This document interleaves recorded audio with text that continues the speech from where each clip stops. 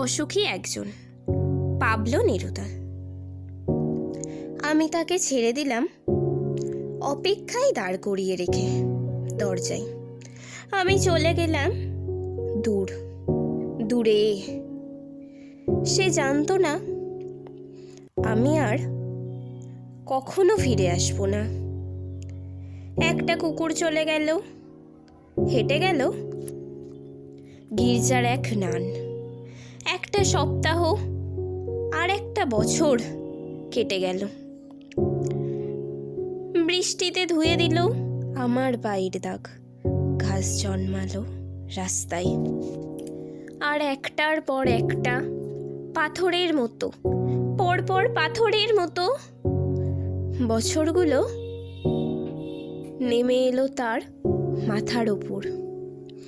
তারপর যুদ্ধ এলো, রক্তের এক আগ্নেয় পাহাড়ের মতো।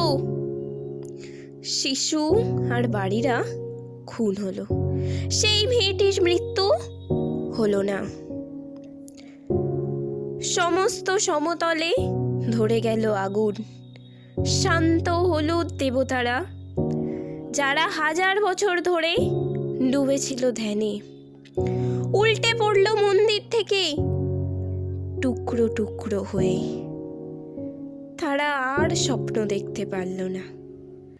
সেই মিষ্টি বাড়ি, সেই বারান্দা, যেখানে আমি ঝুলন্ত বিছানায় ঘুমিয়েছিলাম, গোলাপি গাছ, ছড়ানো করতলের মতো পাতা, চিমনি, প্রাচীন জলতরঙ্গ, সব চূর্ণ হয়ে গেল, জ্বলে গেল আগুনে।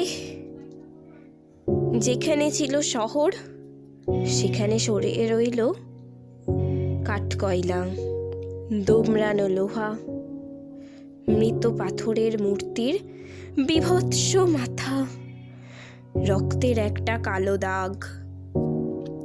আর সেই মেয়েটি আমার অপেক্ষায়।